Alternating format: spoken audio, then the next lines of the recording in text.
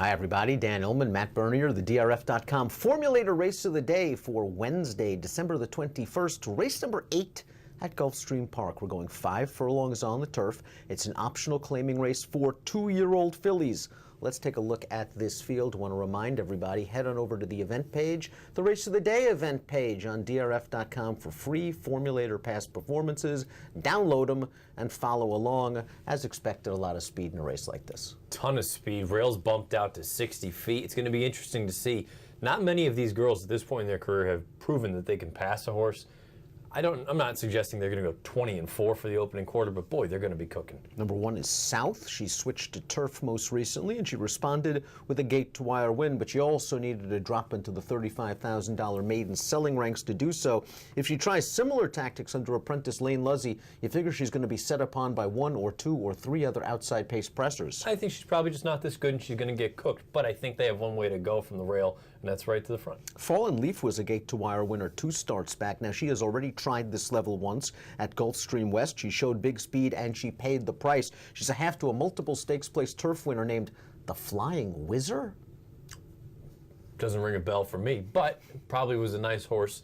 I look at this filly and say, isn't the exact same thing going to happen to her in this spot? She looks like she's got some serious gas, though, early. Sub 44 speed. 3 starts back on the lead, and that was when it looked like she was home free, and she just ducked in very, very badly. She did return to hold on to who starts back. The number 3 is La Zoraya. She is by Biondetti. The dam was a stakes place dirt router, but La Zoraya was a gate-to-wire winner for a $50,000 tag, 3 starts back. And I thought she ran okay from off the pace 2 back. She's somewhat interesting at a big price. If there's anyone coming out of that race from Gulfstream West on November the 3rd, she's the one that I want. I picked her 3rd in here because, you know, everyone else, it looks like they need to have the lead. And look, she's only 1 outright on it, but she was making up good ground in that spot. I know they went fast that day. They figured to go fast in here again.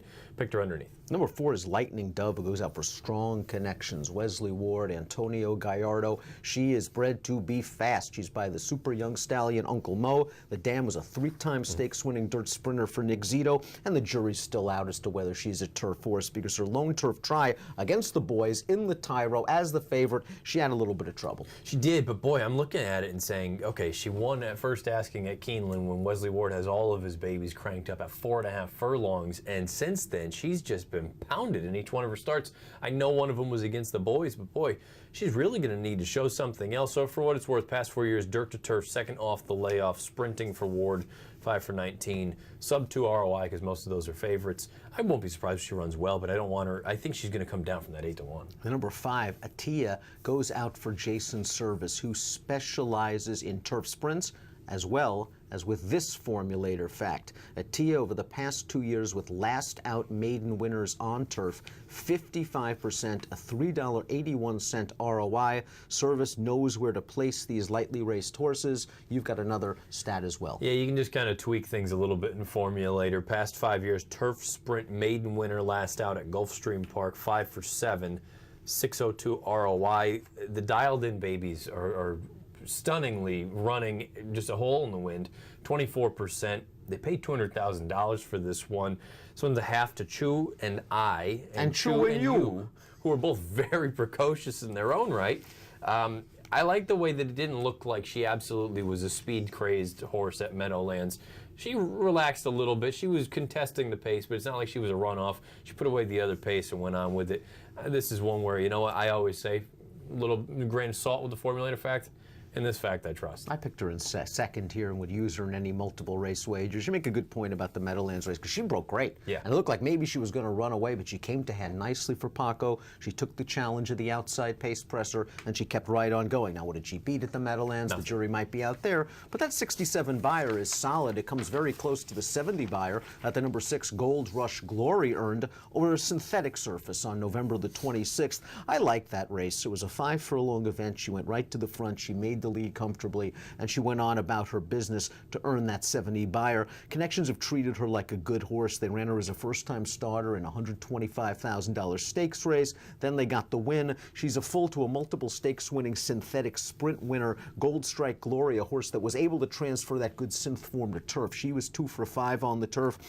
I don't know if she's as fast as some of the others to the inside, but I think she can stay close under Louis' size, and she at least has the synth fig. Low-profile connection. It's going to be interesting to see what happens down in South Florida when you take on all these other sort of more local and more well-known connections.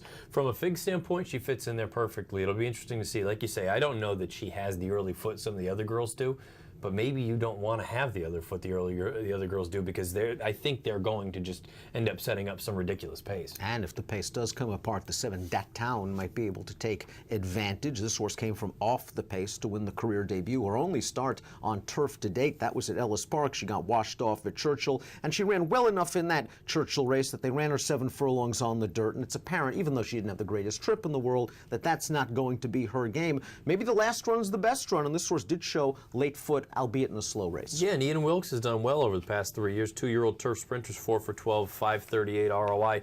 I agree. If you think this thing is just going to completely come apart at the seams, maybe this is the one that you want coming from just off of it. The career debut, I mean, if you think that she moves forward from a 50 buyer, I'm not going to hold these past 2 against her. Maybe she can get a piece. I'm not going to hold the 8 Midnight Union's turf debut against her.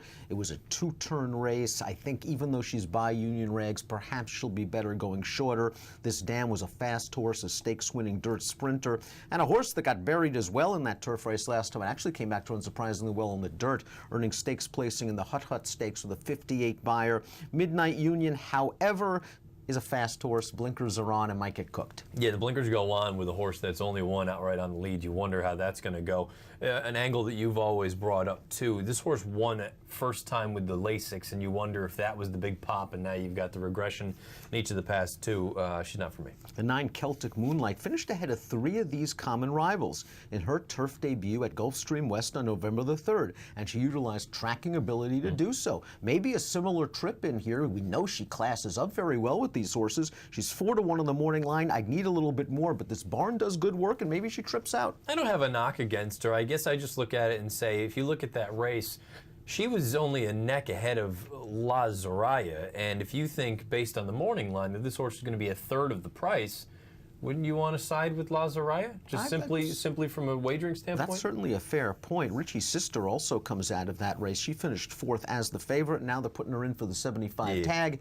even though she's eligible to run for the 1X condition. I think it's probably too early to write her off. I wonder if last time out it was, well, we couldn't get to the lead. We're going to sit off and try to teach her something. I wonder if Tyler Gaffalione's on a mission here. And if that's the case, you go 2 back. Boy, she went 20 and change for the opening quarter. If she goes that, again, just plays into I'm going to be very, very surprised. We always talk about it. You occasionally have races where it looks like there's a ton of speed signed on and no one goes.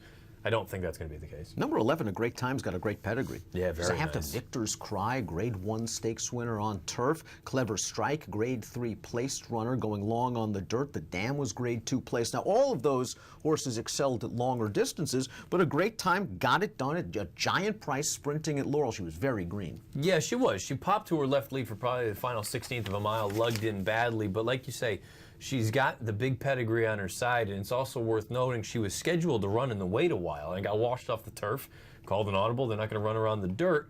Trombetta doesn't do particularly well with maiden winners in their career debut coming back second asking, but there's a part of me that wonders, I picked her second in here. I think she's got a little bit of ability. If she comes with a late run, I think they'll be happy, ultimately knowing longer is going to be her game. Alowina, number 12 in here, gate-to-wire winner in her turf debut. Nice to know she handles turf. She was 76-1 that day against $25,000 maiden claimers. The waters get significantly deeper here. I have no published work since that race either. That was November the 8th. We're going to be running this on the 21st of December.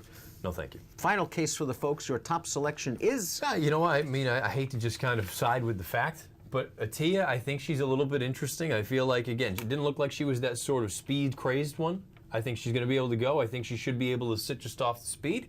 If she can go on with it, I'm going to in-formulate her fact I trust. I'm going to go with the number 6, Gold Rush Glory. Gate-to-wire winner at Woodbine last time out. Ran fast. Full sibling did good work on the turf. Hoping she could sit outside some of these other speeds just a little bit and get a jump. She's 5-1 on the line. Your top pick, Atia, is at 9-2. If you are playing the Wednesday Gulfstream card from home, please play with DRF bets, because we've got this deal, $100 worth of free bets, $100 sign-up bonus. Try DRF bets risk-free this winter, and in addition to the $100 of free bets and the $100 sign-up bonus, $25 free bet right off the bat when you sign up, drfbets.com/free bet. Approximate post time for the 8th at Gulfstream Park on Wednesday. Our formulator race of the day is 4:02 Eastern. Good luck.